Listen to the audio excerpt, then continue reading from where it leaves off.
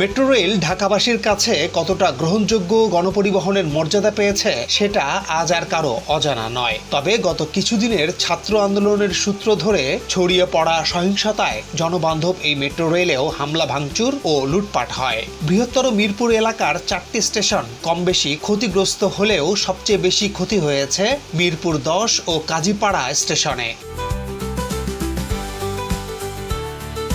কে বা কারা কেন কিভাবে এমন নগর বান্ধব ও প্রয়োজনীয় স্থাপনায় আঘাত হানলো আমরা সেসব বিশ্লেষণে যাব না। শুধু এই ক্ষতগুলো দেখানোর কারণ যদি পাতালে এসব স্টেশন থাকতো তাহলে হয়তো এভাবে হামলার হাত থেকে রক্ষা পেত আমাদের স্বপ্নের মেট্রো রেল। রাজধানীর তীব্র যানজট থেকে নগরবাসীকে মুক্তি দিতে নানা পরিকল্পনা বাস্তবায়ন করছে সরকার, যার মধ্যে মেট্রো রেল অন্যতম। পরিকল্পনা অনুযায়ী 6 ধাপে মেট্রো রেল নির্মাণের কাজ এগিয়ে চলছে। উড়াল ও পাতাল পথে এসব রেল নির্মিত হচ্ছে। বর্তমানে মেট্রো রেলের মতিঝিল থেকে কমলাপুর অংশ ও MRT 1 এবং MRT 5 এর নর্দার্ন রুটের নির্মাণ কাজ শুরু হয়েছে। ধীরে ধীরে আরো 3টি মেট্রো রেলের কাজও শুরু হবে। আমাদের এবারের ভিডিওতে মেট্রো রেল MRT 1 এর চলমান কাজ ও বিস্তারিত তথ্য তুলে ধরার চেষ্টা করব। হযরত শাহজালাল আন্তর্জাতিক বিমানবন্দর এলাকা থেকে MRT 1 এর যাত্রা। উড়াল ও পাতাল পথের সমন্বয়ে নির্মিত হচ্ছে এই মেট্রো রেল। এর একটি অংশ যাচ্ছে কমলাপুর, অন্য অংশটি যাচ্ছে পূর্বাচল। 2 রুট মিলে মেট্রো রেল 1 এর দৈর্ঘ্য হচ্ছে 31.24 কিলোমিটার।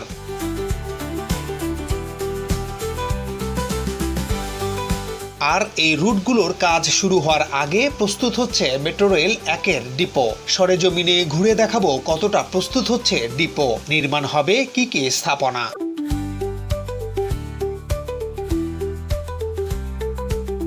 নারায়ণগঞ্জের শীতলক্ষ্যা নদীর কোল ঘেঁষে রূপগঞ্জের পিতলগঞ্জ ও ব্রাহ্মণখালী এলাকা, এখানেই নির্মিত হচ্ছে MRT 1 এর ডিপো। প্রায় 94 একর জায়গার উপর চলছে বিশাল নির্মাণযজ্ঞ।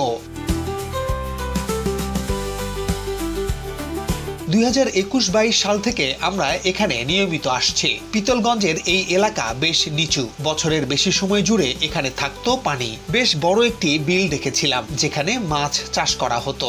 সেই সব চিত্র এখন একেবারে বদলে গেছে। বদলে যাওয়ার এই ধারায় শুধু ডিপোর জন্য নির্ধারিত জায়গায় না, বদলে গেছে গোটা পিতলগঞ্জ এলাকা।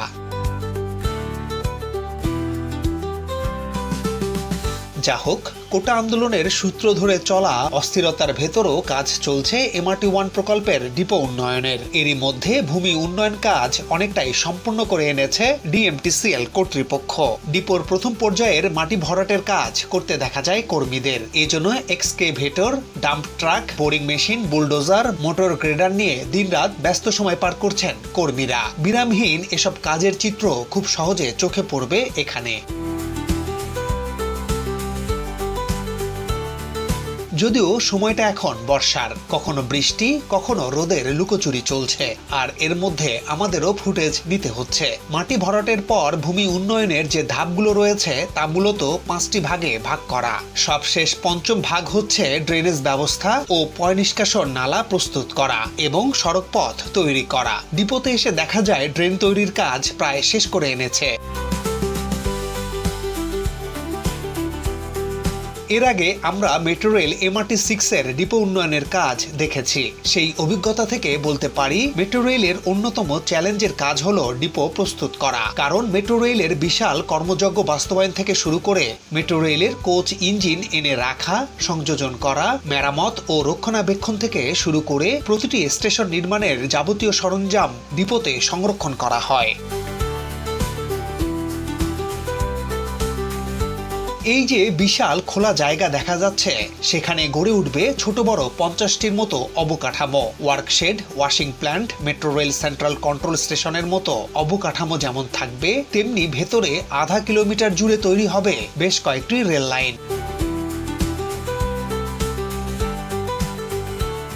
MRT-1 এর ট্রেনগুলো MRT-6 এর চেয়ে বড় হবে। আমরা জানি MRT-6 এ চলাচলকারী ট্রেনগুলোর মোট কোচ 6টি। MRT-1 এ থাকবে 8টি কোচের ট্রেন। মোট ট্রেন থাকবে 25 সেট। জাপানে তৈরি হবে সেসব ট্রেন।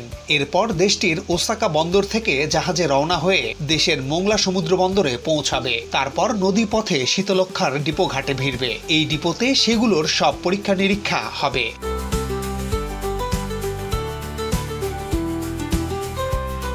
ডিপো থেকে এবার চোখ সরানো যাক। ঢাকার প্রথম পাতাল ও উড়াল মেট্রো রেল হতে যাচ্ছে MRT-1, যার শুরু হযরত শাহজালাল আন্তর্জাতিক বিমানবন্দরের ঠিক সামনের সড়কে। এমনিতে দেশের প্রধান এই বিমানবন্দর ঘিরে নির্মিত হচ্ছে ঢাকা এলিভেটেড এক্সপ্রেসওয়ে, ঢাকা বাস র্যাপিড ট্রানজিট, দেশের সবচেয়ে দীর্ঘ আন্ডারপাস ও মেট্রো রেল সহ 6টি বড় প্রকল্প। এইসব প্রকল্পের মূল উদ্দেশ্য হল যানজটবিহীনভাবে বিমানবন্দরে চলাচল করা।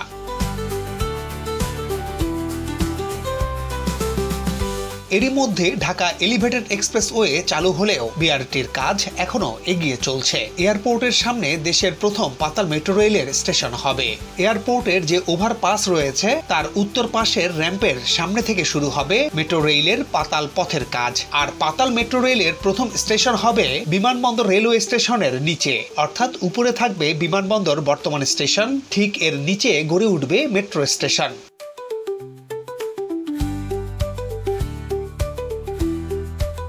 পরের স্টেশনটি হবে বিমানবন্দর 3rd টার্মিনালের কাছে। এভাবে কমলাপুর পর্যন্ত 19.87 কিলোমিটার পথ পুরোটাই মাটির নিচ দিয়ে তৈরি হবে। এই পথে মোট স্টেশন থাকবে 12টি। এরই মধ্যে 12টি আন্ডারগ্রাউন্ড স্টেশন সংলগ্ন এলাকায় বিক্ষিপ্ত ইউটিলিটি অর্থাৎ পানি, গ্যাস, সুয়ারেজ সহ বিভিন্ন সেবামূলক সরঞ্জাম সরানোর কাজ শুরু হয়েছে। বিমানবন্দর 3rd টার্মিনাল, খিলক্ষেত, নর্দা এবং নতুন বাজার স্টেশন এলাকার ট্রাফিক ব্যবস্থাপনা পরিকল্পনা ঢাকা মেট্রোপলিটন পুলিশের সাথে সমন্বয়ে চূড়ান্ত করা হয়েছে। অন্যান্য স্টেশনের নকশা সহ ট্রাফিক ব্যবস্থাপনা পরিকল্পনা চূড়ান্তকরণের কাজ বিভিন্ন পর্যায়ে চলমান আছে। এভাবে খিলক্ষেত, নদ্দা, নতুন বাজার, উত্তর বাড্ডা, আফতাবনগর, রামপুরা, মালিবাগ, রাজারবাগ ও কমলাপুরে হবে 12টি পাতাল মেট্রো রেল স্টেশন। মাটির উপরিভাগ থেকে পাতালে কোথাও 10 মিটার, কোথাও 37 মিটার গভীর দিয়ে চলবে মেট্রো রেল। পাতালে মেট্রো রেল চলবে 90 কিলোমিটার ঘন্টা বেগে। বিমানবন্দর থেকে কমলাপুর পর্যন্ত যেতে সময় লাগবে মাত্র 24 মিনিট 30 সেকেন্ড।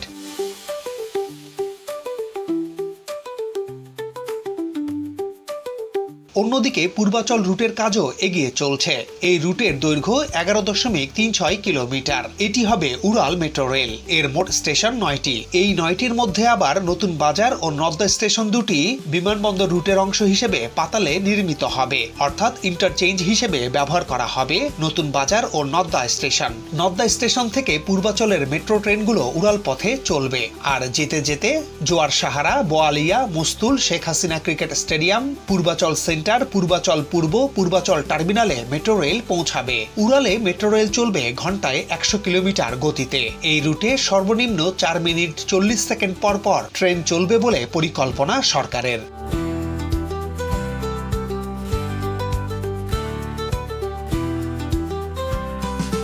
আপনারা জানেন মেট্রো রেলের এক এক রুটে এক এক রঙের ট্রেন চলবে। MRT-6 যেমন সবুজ, MRT-5 যেমন নীল, তেমনি MRT-1 হবে লাল রঙের। তবে সবগুলো MRT পাস ও র্যাপিড কার্ড একই রকম হবে। একটি কার্ড দিয়ে ঢাকায় যে 6টি মেট্রো রেল হবে সবগুলোতে ভ্রমণ করা যাবে। এছাড়া একই কার্ড ব্যবহার করে বাস র্যাপিড ট্রানজিট প্রকল্পের বাসেও ভ্রমণ করতে পারবেন।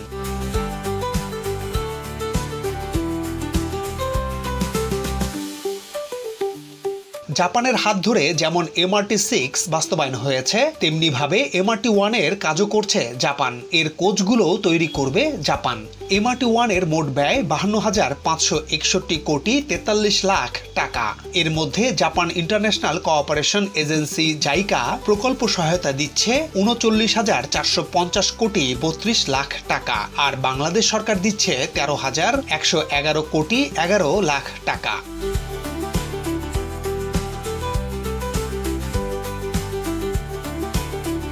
সরকারের বর্তমান অগ্রাধিকারমূলক প্রকল্প এটি। সরকারের লক্ষ্য 2026 সালের 31 ডিসেম্বরের মধ্যে MRT-1 চালু করা। তবে নানা কারণে এরই মধ্যে 1 বছর পিছিয়ে গেছে।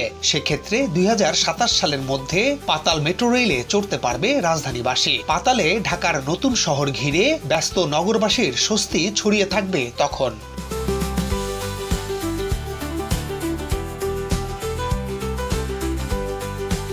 প্রতিদিন 8 লক্ষ যাত্রী যাতায়াত করতে পারবেন MRT-1-এ। এর ফলে রাজধানীতে সড়কের উপর চাপ অনেক কমবে। মেট্রো রেলের মতো স্মার্ট গণপরিবহনের কারণে প্রতিযোগিতায় টিকতে না পেরে ফিটনেসবিহীন গাড়িগুলো রাস্তায় চলবে না। জীবাশ্ম ও তরল জ্বালানির ব্যবহার কম হবে। ঢাকা মহানগরীর জীবনযাত্রায় ভিন্ন মাত্রা ও গতি যোগ হবে। প্রতিদিন ঢাকা মহানগরীর লাখ লাখ কর্মঘণ্টা নষ্ট হচ্ছে।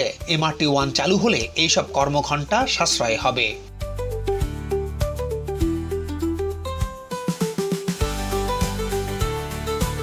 আজ এ পর্যন্তই। একটি অনুরোধ করতে চাই, এইসব অবকাঠামো, এই প্রকল্পগুলো সাধারণ মানুষের জন্য।